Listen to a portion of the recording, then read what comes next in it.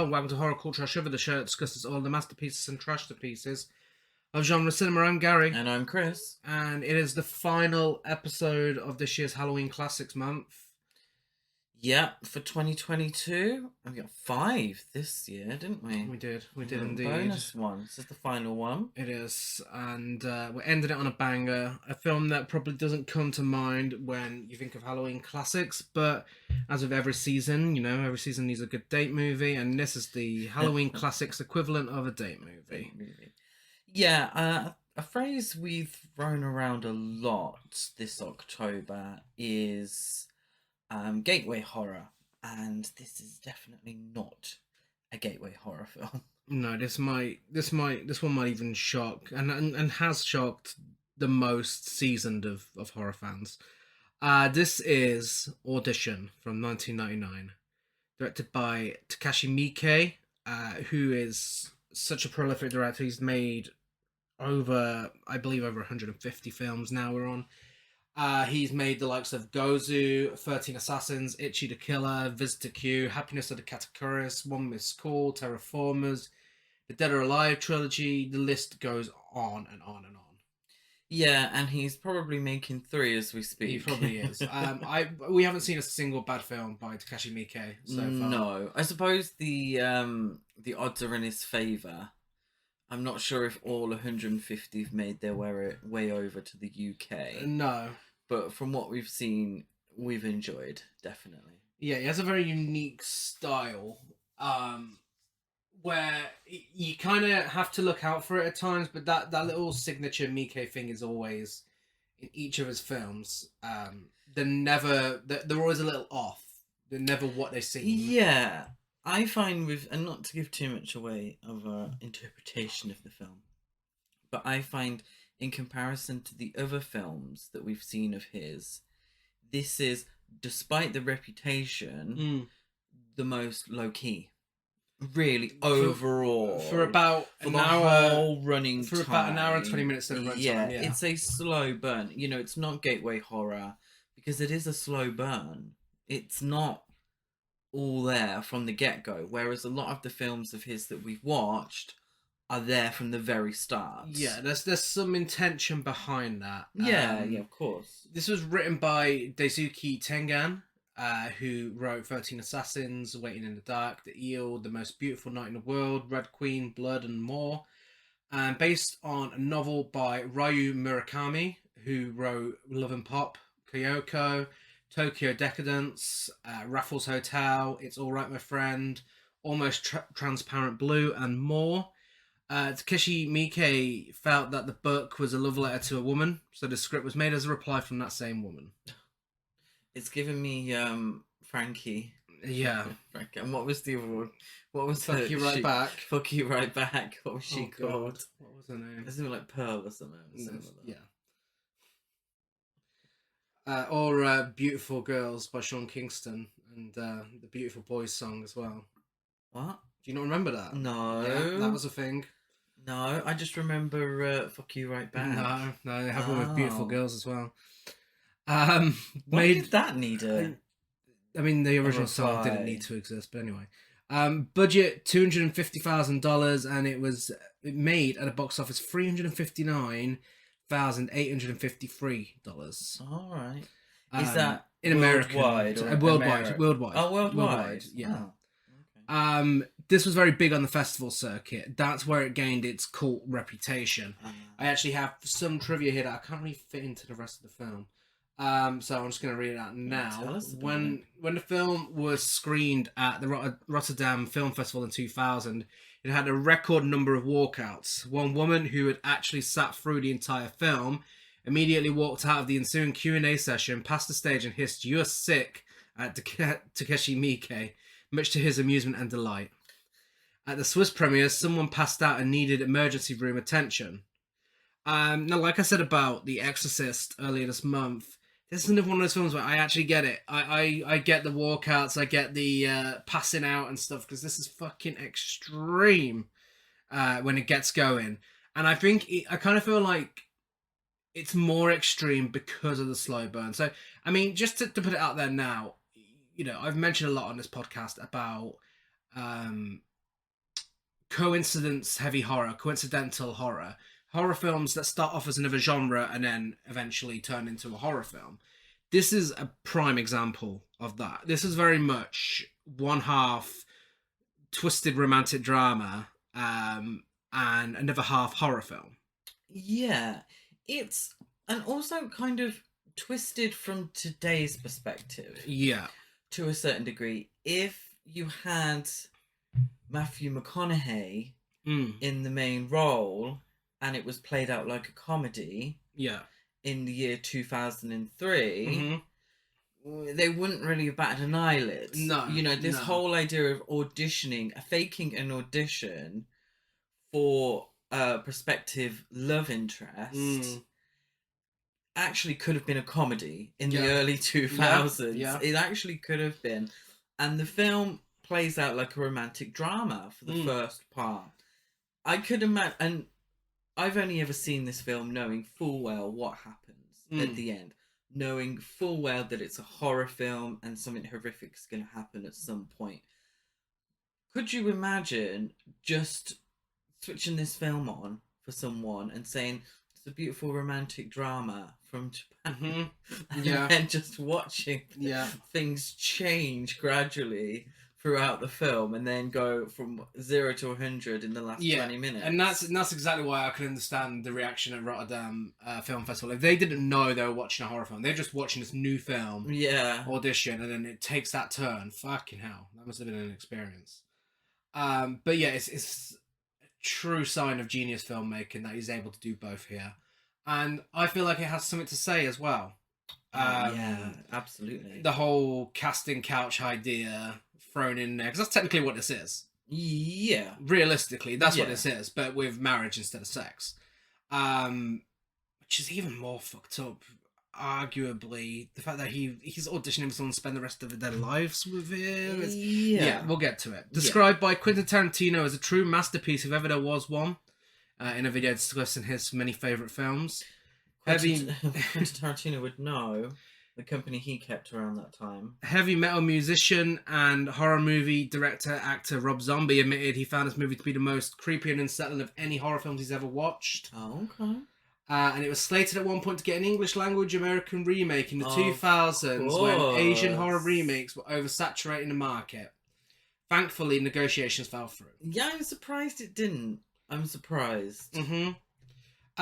Before we get to the section where we find out who's in the film, I actually have some interesting places where this film has been either referenced or cited as influences. Less surprising, Hostel, The Loved Ones, American Mary. There's some very obvious influences in it. Maybe even Antichrist. I haven't seen Antichrist, so I'm going to say that's not surprising. But that's been cited as an influence. More surprisingly, referenced in My Chemical Romance's music video for Honey, This Mirror Isn't Big Enough for the Two of Us, The Departed, and more recently, Olivia Rodrigo's music video for Good For You. Yeah. I didn't notice until you told me, and then it was like, oh, of course. Yeah. I've got the gloves. Absolutely. And then the audition process at the beginning of the music video. And very much in keeping with the idea of Asami being a scorned woman seeking revenge. Something that's divided a lot of viewers of the film and critics. We'll get into that by the end, but it's in keeping with the idea of Asami getting revenge for women. Yeah, absolutely. Okay, are we ready? Ready for? Hey, I know you. You didn't learn it in Japanese. I did not learn it in Japanese, no, because we're going to struggle enough, and we have practice. We are respectful. We have practice, but we're not perfect with the names in the film. So if I'm going to destroy the names, then I'm not going to destroy the beautiful Japanese language. Speak for yourself, but anyway. Have you not been practicing in your head? Well, I mean, I'm pretty sure I know how to pronounce them all. This is only our second Japanese film we covered on the podcast. Again, something that is hopefully going to change soon enough because we have so many Japanese films to talk about. I fucking love Japanese cinema. So, Aihi Shina plays Asami Yamazaki. Aihi Shina, if there was any justice in the film industry and if foreign language films were recognised more during award season, she would have easily been nominated for some awards because she is phenomenal in this. In her first role. And really? Yeah. I did not know that. Yeah. That's crazy. I swear I read that this was her very first film role. Well, she was also in Sky High, Tokyo Gore Police, The Outrage, Eureka, Vampire Girls vs. Frankenstein Girl, Hell Driver, Meatball Machine, Kaduko, and more. But yeah, she is fantastic for this. Looks like she's going into a career of horror. Good for her. B movie. You know. Yeah. But yeah, no, amazing. Absolutely amazing. Because it's her role that makes this so... It makes it morally... This is probably one of the most morally ambiguous films ever made. Because her role makes you feel so sorry for her when she's first introduced, you know, when you think it's a romantic drama. But then the very first time that you see her in her natural environment of what she's really like, it's fucking terrifying, and she is so good. Yeah, it's a Jekyll and Hyde situation, isn't it? And she's able to play both very well. Yeah. Ryo Ishibashi plays Shigeharu Aomi. He was in The Grudge Remake, War, Dr. White, Two Punks, American Yakuza, Parasite in Love, Masquerade Night, Melancholy, and more. Again, in another fantastic performance here. And what's interesting with these two characters is the way they both start off sympathetic and likable, and then they both have the turning point where you kind of realize, okay, both of these have something about them that is, he's obviously really slimy, she's obviously really dangerous. Yeah. So it's very interesting, and again, he delivers such a fantastic performance and makes it believable. Yeah, he does. Because even when he's auditioning and everything, you know, he still tries his best to give across the nice guy act. When it's like, oh my god, you are literally auditioning woman. You are literally auditioning women to marry you, like pretending it's an audition for a film. You're awful, but you're acting like such a nice guy still. It's ridiculous. And I think that's where the ambiguity comes in for both characters. For him, it's the fact that it isn't apparent that he realizes what he's doing is wrong. Mm-hmm. There's no moment where he doesn't think he's a good guy trying to find love. And indeed, finding love with someone that he feels he can save. Mm. Yeah. So I see him as wanting to be a good guy. Yeah. But not going about it in the right way. Mm-hmm. We have Jun Kunimura, who plays Yasuhisa Yoshikawa. He was in Kill Bill, Kate, The Wailing, Ichi the Killer, Midway, I Am Makimoto, Japan Stinks, People of Hope, The Witness, and more.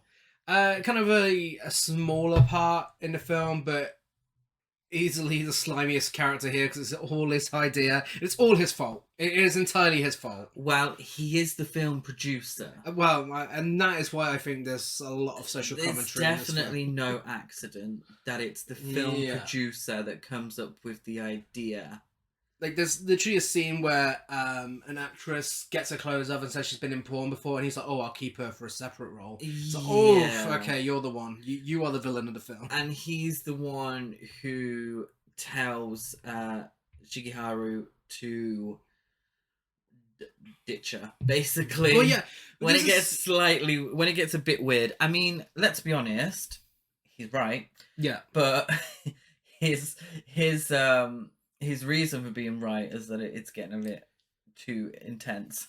Yeah, I mean, he's responsible for what I interpreted as some of the film's darkly comedic scenes. Now, obviously, this is by no means a comedy, but there's some little things in here I'm like, oh my god, this is absolutely Takashi Miike's sense of humor, like, sneaking through. Like, the whole fact that he's there like, oh, okay, so I'm going to take your references and such, and then none of them match up. Like, one of them's missing. People have been murdered and everything. And the fact that he's telling our lead this and he's so blissfully in love with her that he's just ignoring it. It's kind of funny in a strange way. Or maybe that's just my strange sense of humour. There is something that he says is quite funny, and when we get into the film itself and the audition itself, I'll let you know. Finally, we have Tetsu Sawaki, who plays Shigehiko Ayama. He was in Akuri, Miri, Borderline, Go Heat Man, Hush, Harmful Insect, Boogie Pop and others, From Northern Country, 2002 Last Words, and many more. Go Heat Man sounds great. I know, yeah. Again, Isn't smaller... Mega Man boss. Well, maybe. Again, smaller role, but kind of integral to the plot. I think having this relationship there really sets up the situation that the leader's in and his life and everything. I think it's small but integral. Yeah, it's him existing is an important part of character development for our main character. So, and he does fine, he does well, you know, does what he needs to do. It's time for our feature presentation.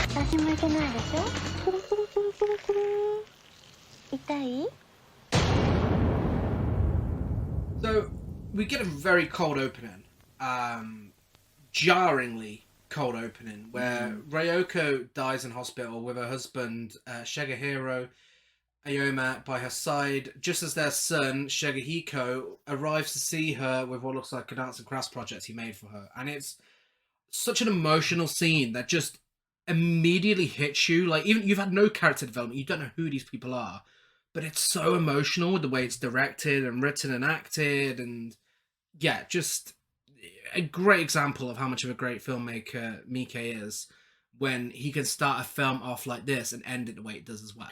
Well, it's quite melodramatic, yeah, in a sense. There's that filter. It's the kid happy greeting everyone coming down the hall. He's made whatever the hell he's made. Got absolutely no idea. I think it's a volcano or something for his mum, just as she's dying. And there's not weeping or anything like that, but it is quite melodramatic. It's from the get-go, you know, our main character, Shigeharu, is a widower. We've seen his wife die. Mm-hmm. And so it's more effective, really, because we didn't need their story leading up to that moment. We don't get any. But just seeing her die makes it feel a little more real. So we have that sympathy for him from the get-go. It makes for some great poetic filmmaking as well when we get to the final scene and how it ends. You know, him and his son, spoiler alert, in the same room as a love interest dying, but the two stories separating them couldn't be further apart. I mean, this is his wife, who, you know, he's obviously loved for many years, got a kid with, and then the other one is we'll get to it.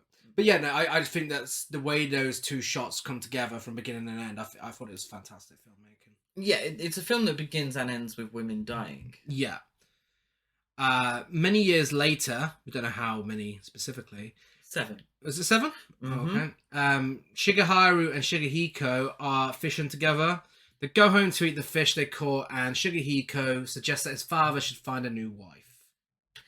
Yeah, he suggests that he should find a new wife because he's looking worn out. Yeah. So he's looking tired, and if his very sullen washing up duties are anything to go by, what they mean by worn out is he needs someone to look after him. Yes. Let's be honest here. It's for someone to look after him. What I found quite funny when they're fishing, very rough seas, very foreboding, rough seas as they're fishing, is his son says, I prefer real girls to big fish. And it's that kind of idea of and it happens a few times in the film, is kind of comparing women to animals or sort of inanimate objects. And it's from the get-go, and it's something that, as we see, has been taught from father to son. And it was probably taught to Shigeharu from his father and then his father. So it deals very much with the idea of the patriarchal society and how that treats women, and how in Japanese culture, but also on a global scale, really, let's be honest, the way women are treated in society. He needs a wife because he's worn out. Not because he wants to give love and affection, not because he needs someone to love, it's because he's worn out. You know? He's not lovelorn, he's not, it's because he needs someone to look after him. And also, you know, the idea of plenty more fish in the sea, that sort of thing. It's like, well, you know, just throw your fucking, what's it called? Your rod. Throw your rod out there and see what comes up. What lovely little fish comes up. Yeah, no, I made a mistake. This film fully sets men up to be pigs from this point onwards, which... But I don't think it necessarily judges them for it. Like I said earlier, Shigeharu, he doesn't know what he's doing. I don't feel like he knows what he's doing. Which says a lot within itself. Like, the fact that he thinks that's normal and that's okay really says a lot about the society he's living in. I feel like by the end, he realizes. But as it builds up, so when it comes down to it, by the end of the film, I think he does realize, and he feels that guilt. And he sort of imagines that guilt. It takes a physical form in front of him, or an imaginative, really, because he's probably having some sort of daydream or something. And we'll get to that when we get to that part. But for this part, I don't feel like he thinks how him and his son talk about women, how they treat women, they don't see that as bad. Because that's how women have been treated throughout history. Let's be fair. You know. So Shigeharu's friend, Yasuhisa, a film producer, devises a mock casting audition at which young women audition for the part of Shigeharu's new wife. Whilst Shigeharu is in his car on the way home, he listens to a radio commercial for Tomorrow's Heroine.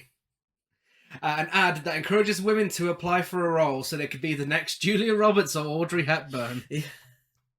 I did think it was funny that they would do an audition like that.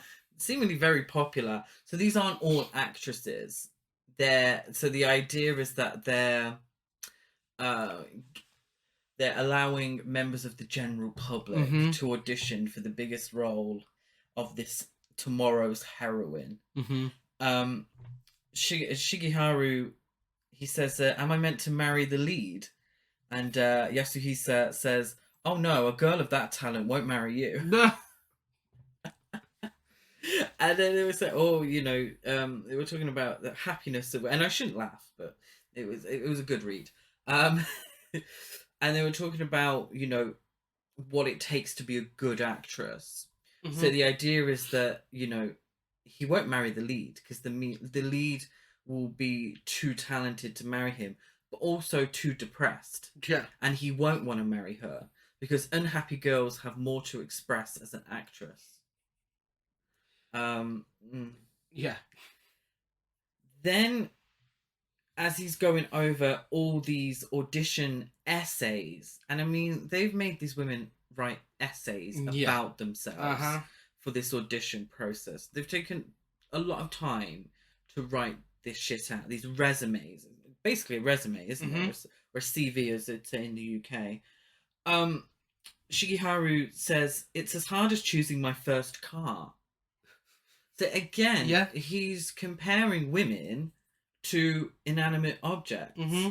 So it's as hard as choosing his first car. He's surprised it's as hard as choosing his first car. Yeah. This is choosing his future wife. Yeah. It should be much harder Mm-hmm. than choosing your first wife. Yeah. One particular CV catches his eye. The CV of Asami Yamazaki. And he's attracted to her apparent emotional depth. Yeah, his coffee spills on Asami's resume. Mm. It's as if by fate. Yeah. So some of this film is left up to fate to a certain degree. Mm-hmm. So he reads her resume and he's enchanted by it. She says that to live is to approach death slowly. I'm paraphrasing, but it's essentially what she's saying. She hurt her hip when she was a ballet dancer, and ever since she's struggled, and she just sees life as a very slow approach to death. Mm-hmm. And he finds that quite enamoring. Yeah. As an emotional depth. Rather than this is, wow, this woman probably needs some help, from a trained professional. So, oh, she's got such emotional depth. And I think to a certain degree, he maybe feels that he could save her, but also to a certain degree, and we'll see that come across that in the film a few times, can either save her, which is quite condescending, It is, or she'll be easily manipulated. Oh yeah, because she's in such a low point and a low place. Here's a beautiful woman, much younger than him, by the way. The casting call was for 20 to 35-year-olds. Yeah. Much younger than him, but probably easily manipulated into marrying him and, looking after him, looking after the house. He can get rid of his housekeeper, doesn't have to pay her. He doesn't necessarily make this clear, but it's apparent that this, when they say worn out, this is what they mean. Yeah, definitely. Shigehiko brings a girl home, Masuzu, and they eat his father's dinner. They do. She offers to cook him something, but he's taking Gangu the dog out for a walk. But before he leaves, he gives his son that cheeky Nando's hand of approval. He does. He does. I see what I mean by this sort of behaviour being taught to generations of men. Yeah. I have no idea how else to describe it other than the cheeky Nando's. It's the cheekiness. It's the... they can't see you, Chris. A-okay. Well, I thought if I did it would help me describe it. But yeah, and yeah, like you said, they really... Is that not just the poker face? Well, yeah. For the gays out there, it's poker face. Yeah. But it's... Yeah, it really does... It really does show the way they treat women. Like, the fact that she actually assumed that she should cook him something... That was very weird. That was very much like, oh, okay, so this is how women think they have to behave. And it's shocking. That... his son is the one who offered up his dinner. His son should be the one to replace the dinner. But no one questioned why... He said no, but no one questioned why she was the one who offered to cook in their house. I found that very strange. We get the audition montage with plenty of queens. Yeah, plenty of, lovely women. Again, played out like a light-hearted... rom-com scene, like the music and the way it's shot. Yeah, very pleasant. The audition questions are very invasive, though, I thought, for an acting audition. Questions such as, what does your father do? Have you had loveless sex? Would you work in the sex industry? What kind of men do you hate? And I thought it was quite telling how the women, both actresses and amateurs alike, women off the street, because of that radio commercial, they're quite unfazed by these sorts of questions. They just answer them. They're not like, a few of them are bashful to a certain degree, but none of them are offended that these are the questions for an acting audition. Mm-hmm. And I thought that was quite telling. Yeah. Very, very on the nose, considering 1999, what we would have been. It would have been in that era of Dimension films and Harvey Weinstein. Oh, absolutely. And, like, oh, I mean, let's face it, it's gone. It's gone on throughout history. But I mean, you know, that's been brought to light. This is very much around that time, so very, very on the nose. But I mean, this is, you know, the studio system, and I'm sure it wasn't just Hollywood. You know, it's going to be a story everywhere. These casting couch stories, you know. So I definitely believe it's no mistake that these are the kinds of questions that you know the screenwriter has chosen. For this, which is and for them to be unfazed by it. In itself, that's a horror story. That's a horror film in itself. You know, the fact that men of power are using that as a way to get women and take advantage of them. You know, that's terrifying on its own. So the fact that this is played out like a rom-com scene, I believe, is fully intentional, especially with where the story's going. When the so-called victim of the casting couch in this film turns out, you know, she is the complete opposite of a victim, and she is fucking prepared to make him realize it's not okay in a very extreme way. Yeah, to a certain degree, I agree with that. Well, what do you think? Well, I think that it's by the end there's a grey area, and I think this kind of I think she does end up punishing him for it. Yeah. But she takes it too far. And that's because of her history and her story. So I think there's, for me personally, sympathy to have towards both characters by the end of the film. But when we're looking at this in, you know, film land, fantasy land, I think it's very much... I think there's an argument for it to be part of the Good for Her cinematic universe. Absolutely. I do agree with that. I do agree. Because I think Asami represents a number of women. Yeah. Not just... I don't think it's like Asami represents women, but I think Asami is an amalgamation of lots of women. Yeah. And what's happened to them and their stories and her actions come from that place. I think for the audition process, as you said, you know, it could be played out like a comedy. What's uncomfortable for us isn't uncomfortable for the characters. And I think that's the questions that are raised within this scene. It's like, why are they not uncomfortable? What a thing to say.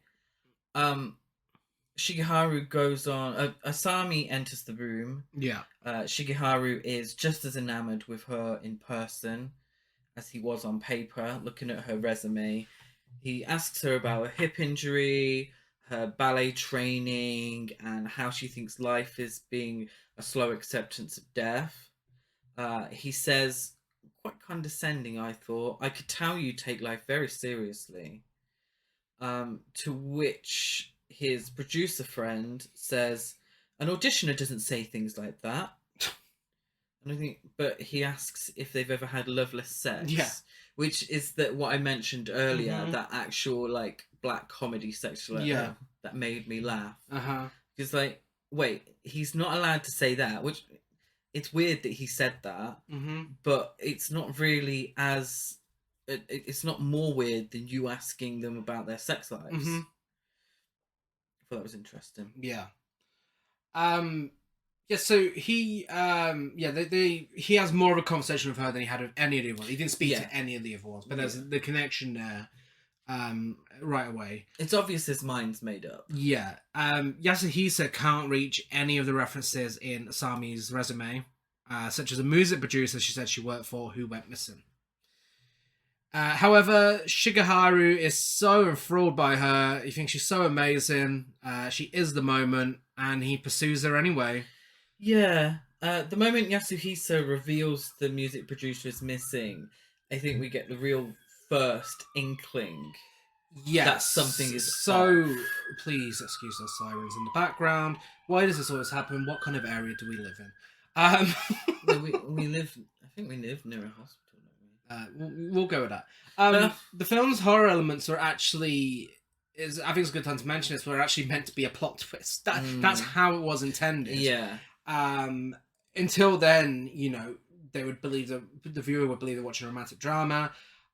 Despite this being the intention, the marketing and even the posters completely give away that this is a horror film, which has led to viewers who watch the film expecting horror and then being confused by the romantic drama setup. Yeah. Which is a shame, because there is actually a fantastic poster out there that just has a title and has the two of them having dinner together. Now, that sort of poster, if it was marketed with that solely, I think word getting around, I think this probably would have made even more money at the box office.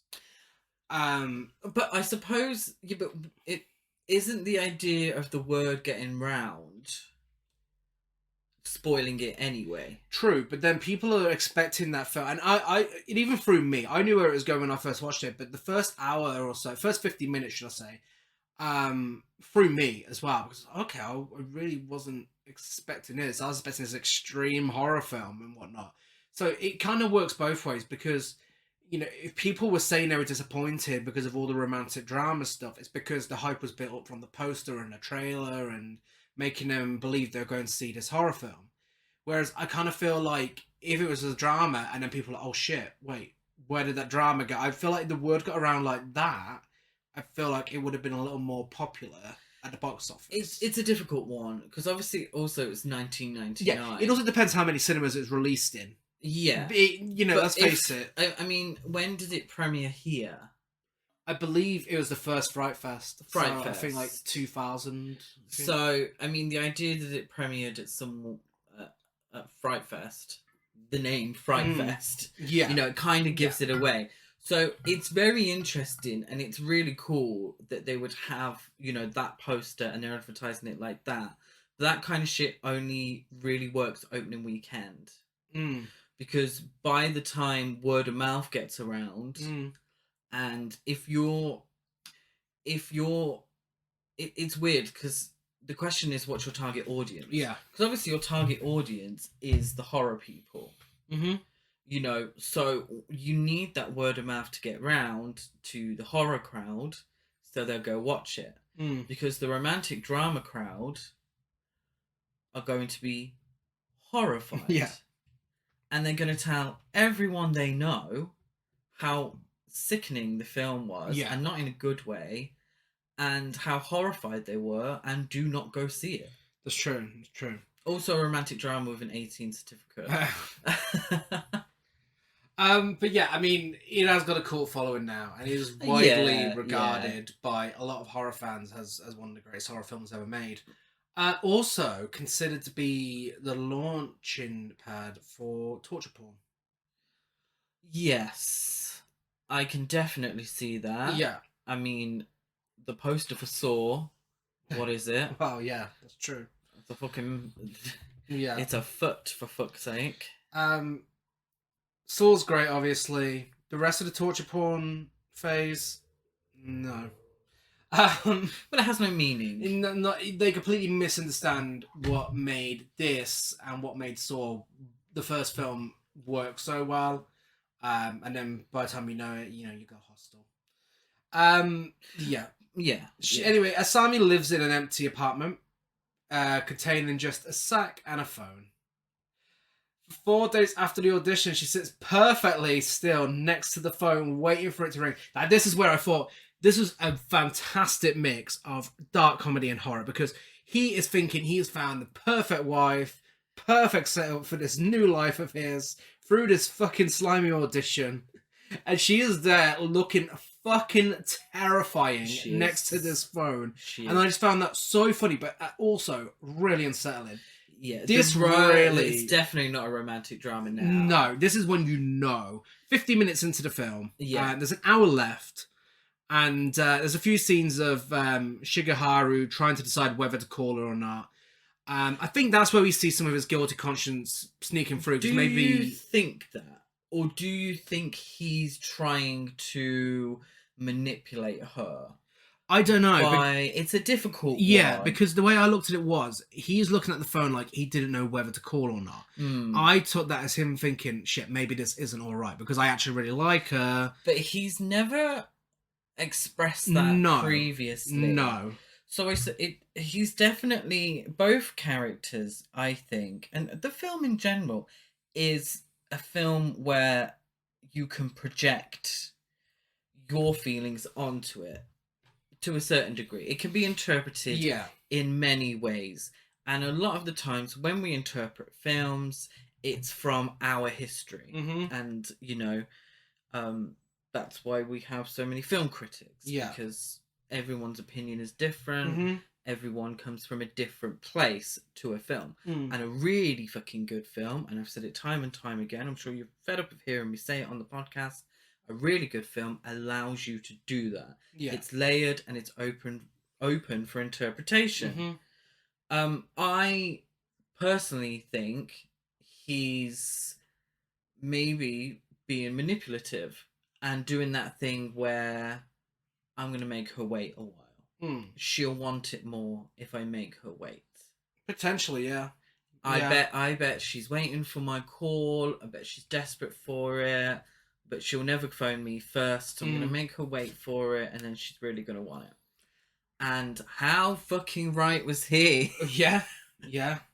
Not to the degree that the truth happened to be. I feel like it's also interesting how they've both met each other through... Well, they're both setting these traps for each other. Yeah, they're both liars. He's set the trap up of the audition to get a new wife. She's set the trap up to fucking mutilate him. Yeah, and that's... Which is really interesting, especially means, again, you know, we've got the whole, they've started off both sympathetic and both become, you know, you see a different side to both of them as it goes on. It's just the two extremes between both of them that really gives you something to think about, because, I mean, what he does is disgusting, what she does is disgusting. It's a lot to get your head around. Yeah. Which, again, you know, as you said, is a sign of a fantastic film. Yeah, and they're both liars. Yeah. They're both playing a role. Ironically, it turns out she actually is the best actress. Yeah. And she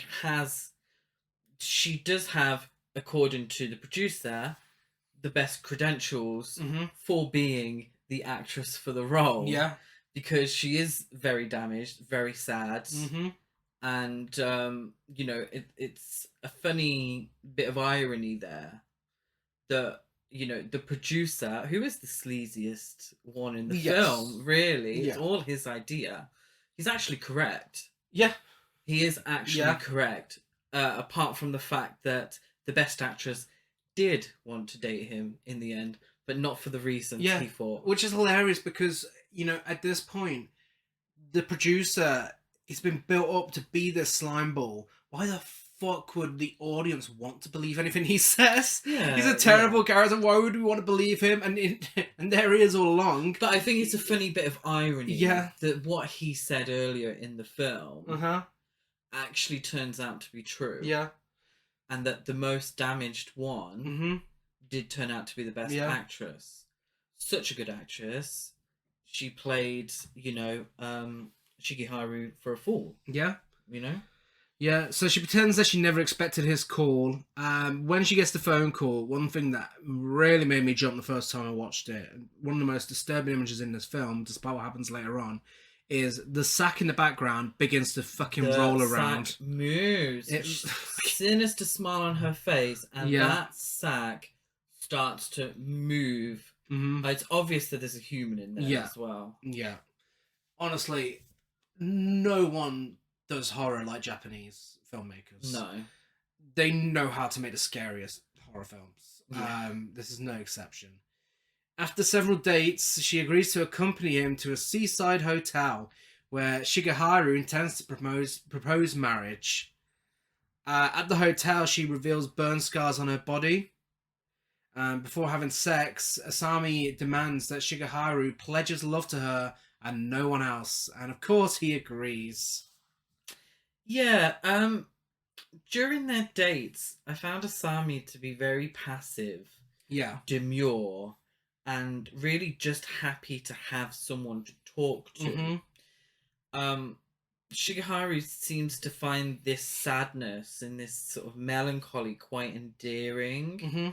And like before, I asked the question: is this because he feels sorry for her, Mm-hmm. or because she'll be subservient and easy to manipulate? Yeah. Well, it's never expressed either way in the end. So again, you sort of bring your own history to your interpretation of that. I was surprised that Asami was the one to initiate the sexual relations when she undresses silently for bed, while Shigeharu talks about boring shit. Yeah. A lovely coffee shop. But she does just lie there rather stiffly in bed. Mm-hmm. So it's not this ain't showgirls. No. She undresses, so she's initiating, but she leaves it to him Mm-hmm. to make the first official move. Yeah. She explains her scars and asking him to love her only, and I thought it was quite manipulative Mm-hmm. of her to be passive, and this is very much in keeping with what we see a lot in stereotypes of Japanese women. Yeah. Especially in Western cinema, of the Japanese woman being very demure, very passive, very quiet, very subservient. And I thought she was playing on this stereotype. She's been very passive. We know the truth now because we saw that fucking sack move. Yeah. We know the truth, but she's still playing this character for him based off of stereotypes of women, of Japanese women in particular, stereotypes that him as a man and part of the patriarchy has been taught and is teaching to his son. Yep. Yeah. Yeah, and I think that's a credit to the actress in general. She does it wonderfully. She really does, and I was surprised that it didn't feel exploitative. It's not like we get a full frontal or anything like that. It's obviously suggestive, but it's played, quite tenderly. Actually, I truly despite believe, us knowing the truth. Yeah, I truly believe this is a feminist film, and it's one great example of how there are times where men can write women in films, and it'd be very respectful and very empowering. To counteract with the many times on this podcast where he said men shouldn't be writing women. Yeah.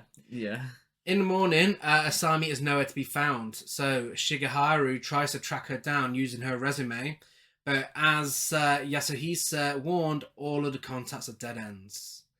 The dance studio, where she said she was trained, he finds a man with prosthetic feet. In a very, very eerie shot. The way the scene is lit is so creepy. And it's just him at a piano. Bit of foreshadowing. Yes.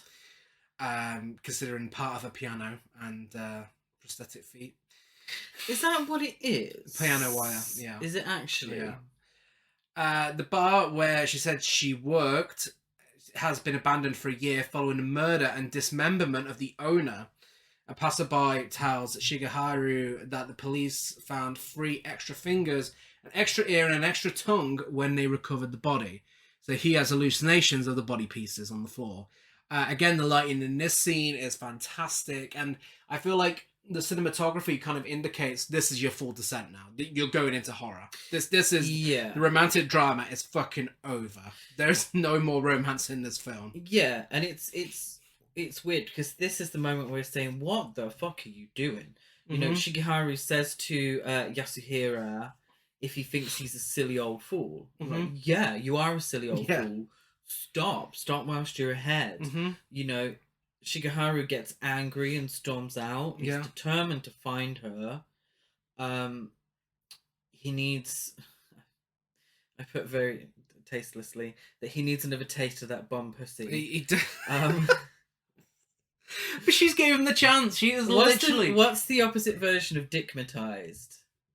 But the thing is, he's not necessarily, it's not necessarily the sex, but she's played her character so well that he really feels like he can save her, or she needs him. You know, that's how I feel. I feel like he thinks that she needs him, and he needs her as well.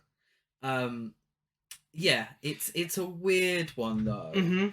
It's very weird why he feels like he has to chase her. Yeah, she just gave him the chance here. He could have easily just gone on with his life. To us, not really though. Not really, because, and this is going ahead, slight spoiler alert, she enters his home. That's true. Whilst all this is going on, she enters his home. So it's despite him doing all this, and I think this is a sort of plot device to get the history to a certain degree, and to show us how enamored he is with her. But she is, you know, she's not leaving him. She's going behind his back. That's true. She does. She does getting go to the tea from his house. She goes to his house. Did you... Sorry, just the guy at the piano with the prosthetic feet. He asks Shigeharu about sleeping with Asami, and if he could smell her. And we get our first flashback of Asami as a child. Yeah. And this sleazy old fucker, he brandishes Asami on the legs, causing those scars. Yeah. So this is obviously showing us the abuse that Asami was the victim of at this ballet school. And we're assuming physical and sexual abuse happened at this primary school, at the ballet school, at the hands of this sleazy guy. And we're assuming, hopefully, she's the one that cut off his feet. Yes. As a punishment. So she goes to Shigeharu's house, kills poor Gangu. I mean, that's uncalled for. And the image we get to see of him later on is fucking horrible. If you don't like dead dogs in films, this one is not for you. And finds a photo of his late wife, which she is fucking fuming about, so she drugs his drinks. Yeah, so... her thing is that he should love only her. Even his late wife. Yeah. Even his son. And she makes that clear later on. But she is enraged by this picture of his late wife, which is where the kind of grey area comes in. Because we can be good for her to a certain degree, but also this is, you know, completely overboard. Yeah. Of course he still loves his dead wife. Yeah. She died. They didn't divorce. She died, you know? So she's not always right in her actions. Absolutely. He comes home, pours a drink, and after a short while feels the effects of the drug, to where we get a fucking bizarre series of events. A flashback that shows the sack in Asami's apartment containing a man who is missing both feet, his tongue, one ear, and 3 fingers on one hand. He crawls out in some really disturbing imagery and begs for food. Asami fucking vomits into a dog dish, places it on the floor for him, sticks his face in the vomit, and eats it. Fun fact. Oh no, I don't want a fun fact. The dog bowl of vomit fed to her prisoner is in fact... supposedly, I believe this is a reliable source, the actual vomit of actress Ai Shina. No, lies. Takashi Miike claims that she is a method actress and insisted on doing this. No, bullshit. No. Apparently that is the truth. No, I hate vomiting. I hate vomiting in film. I hate it in real life. No, absolutely not. I do not believe that's true. That's not true. It was chicken soup, and that's it. It is a disgusting scene. It really is absolutely revolting. I mean, I'm sure that the guy had it coming to him, but fuck me, it is not pleasant to watch. Yeah, well, let's hope the actor enjoyed his chicken soup, and let's continue. It makes me feel sick myself. Shigeharu collapses from the drug. Asami injects him with a paralytic agent that leaves his nerves alert and tortures him with needles. Yeah, so he has a very within this sort of the vomit scene and everything, he's having flashbacks or dreams or hallucinations. It's not really specified what's going on, but he's having these images, flashback kind of to the date with Asami where she's recounting her really very sad life story to Shigeharu. He then sees his dead wife on the next table. She tells him not to marry Asami. Then it cuts to Asami in her apartment. She goes to give Shigeharu a blowy, a blowjob, desperate to please him. Yeah. He's enjoying it. He's enjoying the idea that she's desperate to please him. And again, this very much in keeping with the stereotypical view of Japanese women. Yeah. You know, she turns into Shigeharu's assistant, who we very briefly saw earlier, who told him that she was getting married. She, still on her knees, explains that after they slept together once, she thought they could be something. I'm assuming that she was ghosted. Yeah. Ghosted her, rejected her without really telling her. So I feel like this is his guilty conscience. So this is where he's realizing his behavior. Yeah. And how it's not okay. And the way he's treated Asami and the way he's treated his assistant is coming back literally to haunt him in a hallucination. And that is the point, and that is what is happening to him now, and he's realizing definitely too fucking late. Because he's getting needles stuck into him. He is. We also get some other. I feel like this imagery, these hallucinations really bring together the themes of the film. We get the sleazy ballet school teacher. He doesn't get her name, unfortunately. Well, fortunately, he didn't deserve one. He returns and he gets his head cut off with the wire while he's playing the piano. Asami says men need women to support them or they'll wear themselves out. Again, being worn out. Back earlier, you know, men need women to support them. You know, there was a time when they used to say every man needed a great woman. Yeah. However the lyrics go. Shigeharu once again saying that his son suggested he get a wife because he's worn out. I think it's encompassing all of that now. And this is his guilty conscience coming to the forefront and him realizing, and us realizing, he is a real pig. You know, and we felt sympathy for him. To a certain degree, we did. Yeah. And we're like, oh yeah, no, he is a pig. It's true.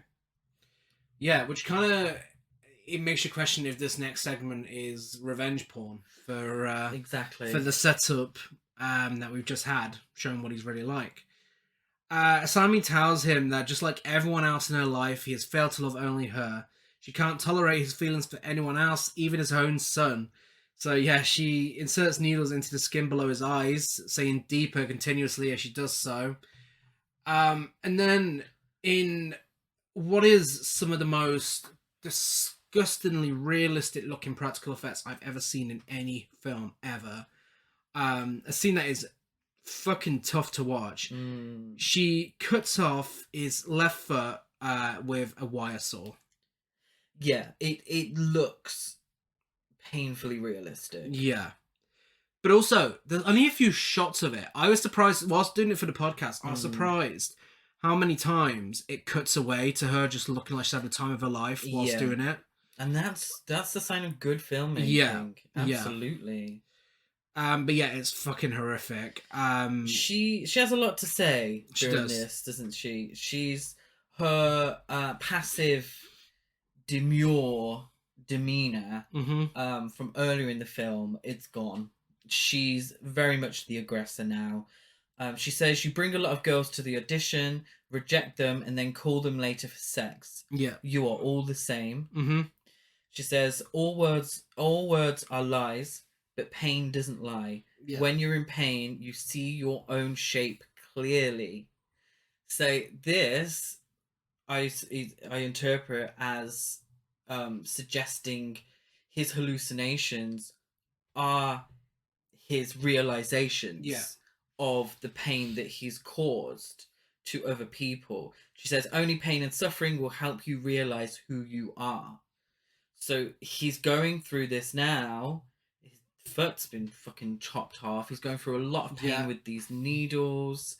And this is when he's realizing that the way that he has treated women isn't correct.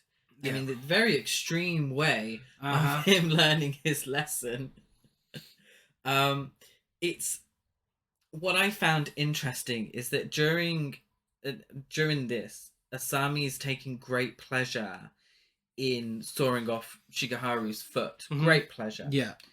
We get flashbacks to the sleazy ballet teacher as he plays with himself while watching young Asami. Yeah.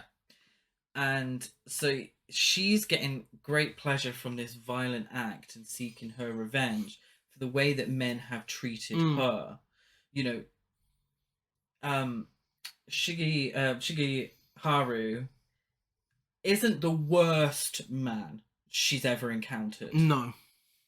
But she's taken revenge. Yeah, and on the fact him. that she's using the piano wire as well. Yeah. And he was sat in front of the piano. She's taken off Shigeharu's leg, like his foot, whilst, the ballet teacher as well, she took his feet away as well. Yeah. So it's definitely, there's definitely some symbolism in there. Yeah, and I also found it interesting that Asami, in taking this great pleasure in physical pain, Shigeharu seemed to enjoy learning of Asami's mental anguish. Yeah. He took pleasure from her mental pain.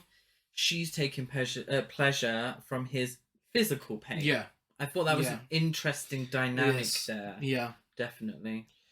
Shigehiko returns home as Asami begins to cut off Shigeharu's other foot, and she sneaks up on him with a spray. As she attacks him, Shigeharu appears to suddenly wake up back in the hotel after he and Asami had sex, and his current ordeal seems to be only a nightmare. He proposes marriage and Asami accepts, but as he falls back asleep in the hotel, he returns to reality to find his son fighting Asami, who is brandishing a can of mace. Now, did you think, oh my god, it was a dream all along? It's a difficult one because I was hoping it wasn't. First time I watched it, I was like, oh, okay, it's a little bit of a cop-out. Like, all the sort of points that they're making kind of rendered pointless by the "it was only a dream" ending. I'm not sure why. I'm not sure why they would have that part, unless it was just a plot device to fool, to lure the viewer into a false sense of security after such a shocking scene. I mean, I think it's fully intentional that we see him get what he wanted. He gets what he wanted with her saying yes to the proposal. She's got what she wanted. There's his foot gone. Maybe it's a depiction of a kind of deluded self-assurance that men tend to have. Oh yeah, I mean the fact that she's cut his foot off, started on his other foot, and he's still dreaming about her saying yes to a proposal. Yeah, so it's kind of the situation where he's in this dream, woken up, fully aware of what he believes to be a dream, which is him, the violent act against him. And he kind of turns over and he's like, oh, well, it's all's well that ends well, sort of thing. And he kind of hasn't learned his lesson because he's just kind of, oh, okay, that was just a terrible dream. Yeah. you know, my plan worked. I found a lovely wife. Mm-hmm. Can't wait for her to cook all my meals. Yeah. You know, it's that kind of thing, Mm-hmm. and that arrogant nature Yeah. of men in power. Yeah. Back in reality though, Shigehiko kicks Asami down the stairs and breaks her neck. Shigeharu tells his son to call the police and stares at the dying Asami, who repeats what she said on one of their dates about her excitement on seeing him again. Yeah, I feel like when she's repeating this old dialogue, it reminded me almost of, like, you know, when a robot starts to malfunction in a movie or a TV show, and it just starts blurting out these catchphrases. So I felt there was a bit of a robotic nature to her, and ultimately it was all a facade. Yeah. It was all just, you know, her acting and her, you know, I feel like maybe she never actually had a true sense of who she was because of the trauma that she'd been through. Yeah. She'd lost so much of herself that she wasn't a real person anymore. That's what I got. She was like a shell of it, a human being, and I don't know if I'm looking too much into it. That's how I got, and I felt quite a bit of sympathy for her at the end because of everything she'd been through. It was kind of sad that she was the one to die. Yeah. Rather than they all maybe both went out in a blaze of glory, or not glory. I mean, it ends with him staring at her. You know, he could have bled out. He could have, but she had the definitive. She did, yeah. It was her. She was the one who was ultimately punished for her wrongdoings. But maybe the punishment fit the crime. Yeah. Because her punishment was murder. So an eye for an eye. His punishment was maybe more, you know, you're a lech, you're a pig, but it doesn't necessarily mean that you deserve to die. Just lose a foot instead. Yeah. Still seems a little harsh, but, you know, hopefully he's learned his lesson by the end. And that's Audition. We get some nice upbeat music. We do. Over the end credits. Very strange. No idea what song it is, but no, very strange to have such an upbeat song at the end of a very cold end to the film. You know, you don't cut 5 years later, and he's, you know, learning to use a wheelchair, or you know, he's got prosthetics or anything like that. It's very cold ending. And then really upbeat pop music. Seems to be a pattern in Japanese horror. It does, actually. That's true. Happens a fair bit. Maybe I don't know if there's something to do with the charts over there or something, like trying to get songs on the pop chart or something to help advertise the movie. Yes, that is cult classic horror masterpiece Audition. Fairly complex and really interesting, thought-provoking. So open to interpretation. You know, I don't sit here saying that my interpretation is correct, is the only way to interpret it. That's just how I see the film. You know, it's one of those horror films that over time I feel has become infamous due to one scene in particular. And there's a few horror films out there. I'm thinking The Wicker Man is a great example of infamous films for one scene. And I think that's understandable. Alibaba. Yeah, absolutely. I think it's understandable to a certain degree. But it's Ring, come on. Yeah. But it somewhat takes away from the interesting gender politics the film deals with. And I think the film, it has been interpreted as both misogynistic and feminist, with Asami being seen as either the crazy woman stereotype or the avenging angel taking retribution for the wrongdoings of the male gender. Yeah. I personally can understand both sides of the argument and feel the film doesn't necessarily make a case for either. Asami and Shigeharu are two characters with both clear faults, but who also garner some level of sympathy. Yeah. Both of their actions, however extreme, can be seen as a reaction to the traditional patriarchal treatment on women in both Japanese and world culture. Yeah, I think so too. I mean, I also think it depends how far you look into it. I mean, I feel like if you watch this film at face value, it could come across as misogynistic. Mm. But I feel like when you really delve into it, I really think this is meant as a feminist film. I do think so. I think that was the meaning, Yeah, but behind it, yeah, and it definitely can be interpreted as that. I think Olivia Rodrigo had every right. Well, whoever directed that music video Mhm. had every right to use those Yeah. references. You know, it's again a tale as old as time. Fatal Attraction Yeah. garners the same sort of Mhm. discourse. So it's open to interpretation. What isn't open to interpretation is how fucking fantastic the film is. That's I true. think It's it's true. so well made, really well acted, Yeah, very intense, and really fascinating. yeah, Yeah. absolutely. So, get into the awards section. Biggest queen. I know she does some questionable things. Yeah. We love a multi-layered queen. She shouldn't have killed the dog. She should not have killed the dog. Not sure why she didn't want him to love his dead wife anymore, or his son. But putting those things aside, Asami is the biggest queen for getting revenge for women in situations like hers, and showing Shigeharu that it's not okay to be a slime ball. Yes. She may have gone about it the wrong way, but her heart was in the right place. She just wanted to find She love. served a few looks as well. She did. She did serve a few looks. My favourite was the sort of pinky purpley fur collared coat. Mm-hmm. She was serving in that. So yeah, she does get biggest queen. Also, there's like no other women in the film. Well, I mean, there's Masuzu. I suppose his son in that scarf. Well, Uh, biggest gasp. I mean, there's so much that can get this award. You know, it very nearly went to Man in the Sack and his first movement.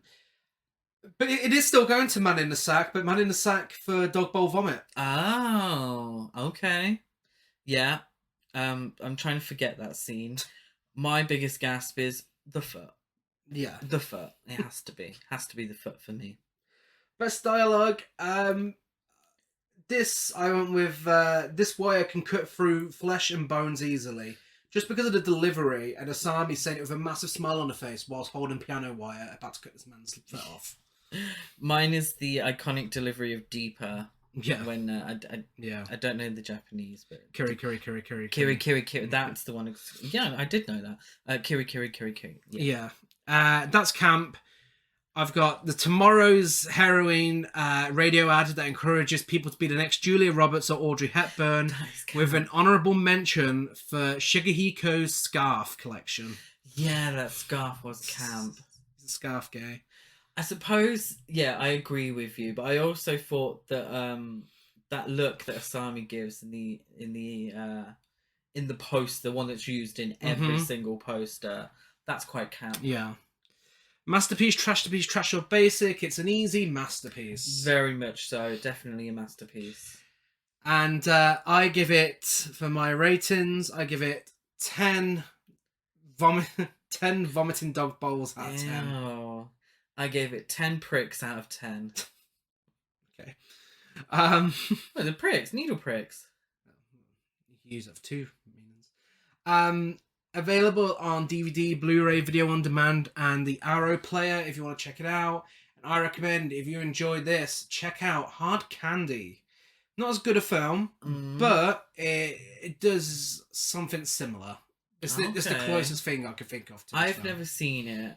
I said if you enjoyed this film, check out Ichi the Killer, because if you can stomach the last scene of this film, there's a lot to enjoy in Takashi Miike's filmography. So if you enjoyed this and you could stomach it by the end, there's a lot to enjoy with the films of Takashi Miike. Ichi the Killer being maybe my favorite. Yeah. I mean, the same could be said for Visitor Q, but arguably that's more extreme than this. Visitor Q is, for me, more extreme It's and probably less... his most extreme. Kind of less to it as well. I mean, at least this is plot-driven. Well, yeah. So yeah, let us know what you think of Audition. We are Horror Cult Trash over on Facebook and Instagram, Horror Cult Trash on Twitter. I'm Dead at Gaz92 on Letterboxd, Gazmo205 on Instagram, and GazCruise92 on Twitter. I am Chris Barker823 on Instagram and Letterboxd. Give us a rate, review, and subscribe on iTunes, like and follow on everything else, and a rating on Spotify. We have so much to give you recently on this podcast. Friday, we're back with the Blob Original versus Remake. Yay. Let's not forget that we'll also be talking about our highlights of the BFI London Film Festival on that same episode at the end. We will. And expect a rather extensive best and worst of the month as well. Emphasis on the best. Good gracious. It's We've been watched quite some a month. fantastic films this month. Next week, it's double episode week for the third week in a row. Fucking hell. On Monday, we will be releasing our Halloween bonus episodes where we will be talking about the film on everyone's lips right now, the highly divisive Halloween Ends. Halloween Ends. We won't spoil our feelings on it, but let's just say it might be different to a lot of other podcasts you've listened. Discussing Halloween Ends. We might share a different opinion. And because we're releasing that on Monday, there'll be no new episode on Tuesday. Instead, we'll be releasing the first of this year's Nasty November episodes, our Video Nasties month, on Friday next week when we'll be discussing The Evil Dead with special guest Tipsy Flicks. Yes, really looking forward to that. We'll be bringing a special beer pairing along. Oh, nice. So you'll get to hear us sipping a beer whilst listening to the episode. Well, I hope that's not true. No, it's not true. But there will be a beer pairing. Yes. But either way, we'll sipping or no sipping. We'll be back same time, same place on Friday. Bye.